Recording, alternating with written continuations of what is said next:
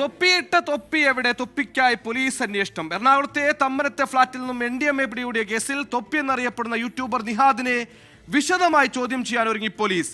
Arrest ഭയന്ന് മുൻകൂർ ജാമ്യാപേക്ഷയുമായി തൊപ്പി എറണാകുളം പ്രിൻസിപ്പൽ സെഷൻസ് കോടതിയെ സമീപിച്ചിരുന്നു. നിലവിൽ തൊപ്പി പ്രതിയല്ലെന്നാണ് പോലീസ് പറയുന്നത്. പക്ഷേ അതേസമയം MDMA ഇടപാടുമായി തൊപ്പിക്ക് ബന്ധമുണ്ടെന്ന സംശയം പോലീസിനുണ്ട്.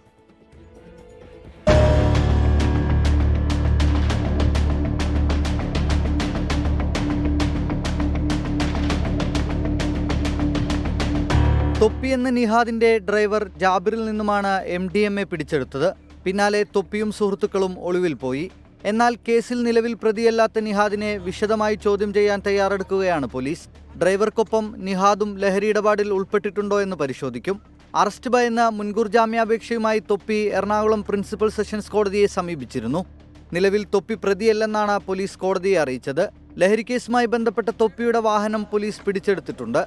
ഇതിനിടെ തൊപ്പിയുടെ മുൻകൂർ ജാമ്യാപേക്ഷ എറണാകുളം പ്രിൻസിപ്പൽ സെഷൻസ് കോടതി ഡിസംബർ 4 പരിഗണിക്കും. സുഹൃത്തുക്കളായ 3 യുവതികളടക്കം 6 പേരാണ് കോടതിയെ സമീപിച്ചിട്ടുള്ളത്. 24 കൊച്ചി.